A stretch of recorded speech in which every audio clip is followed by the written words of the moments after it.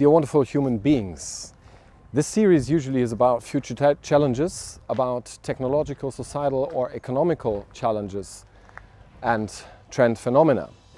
Today I'm going to share some thoughts about a very personal future challenge that I had been working on for quite a time now, which was to fuse all my observations and analysis and our collective thesis about this tremendously interesting era of the digital modern into one piece, so I could hand it over to you guys.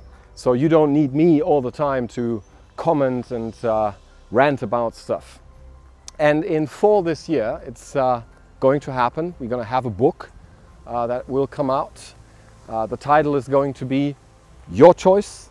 And what is that choice going to be about? Well, I think we have to acknowledge now that societies worldwide are splitting up into groups. Sometimes that is a very bad thing, sometimes that is very helpful. And in this case, I think it is even super helpful to clarify the situation and to find yourselves on a side again. And the sides that I see and that I'm going to describe in the book for you, so you can make your choice. And the side, the first that you might find yourselves on, is the group of the Analogue opportunists.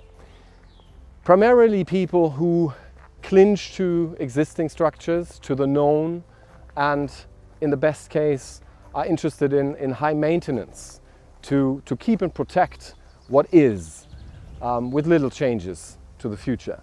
The other side, though, is the side that I call the progressive optimists. And those are the ones highly interested in not just maintaining stuff as it is, but evolve and go beyond limits and borders and collectively create something new.